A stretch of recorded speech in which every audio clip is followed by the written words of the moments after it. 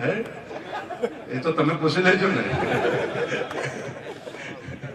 તમારા માનીતા ધારાસભ્યો બે છે, ધવલસિંહ ને માવજી. હા, ધવલસિંહ માવજીભાઈ. જ્ઞાનીબેન એમ કહે છે કે જ્ઞાનીબેન થોડો ઓછા માનીતા છે, એવું તો કહેવાનું નથી ને.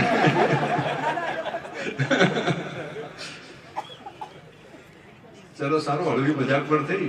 અમારે મન તો આ જગ્યા ઉપરથી બધા ધારાસભ્યો અમારા હોય, પરંતુ બેન અહીંયા માવજીભાઈ આ વિસ્તારના ધારાસભ્ય છે, એટલે તમે બધા અમારા ધારાસભ્ય છો, અને મારે તો તમારા બધાનું રક્ષણ પોષણની જવાબદારી સ્પીકર તરીકે મારી હોય એટલે એ પ્રમાણે કર્યા કરું. અને મને લાગ્યું કે છોટે મન સે કોઈ બડા નહીં હોતા, ટૂટે દિલ સે કોઈ ખડા નહીં હોતા. એટલે કોઈ માણસ તૂટેલા દિલથી કોઈ ઉભો નથી થઈ શકતો, અને જેટલું મન મોટું એટલો માણસ મોટો થઈ શકે.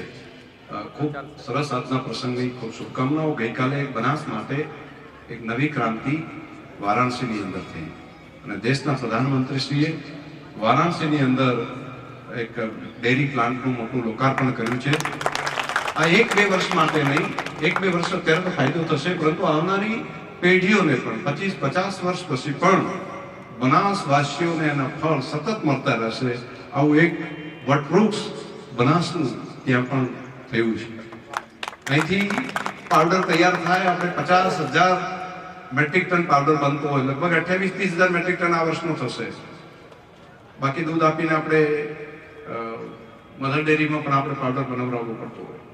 તો અહીં તો પાવડર વેચવાનું બનાસમાં માર્કેટ નથી, અહીંનું માર્કેટ દૂધનું બનાસમાં નથી.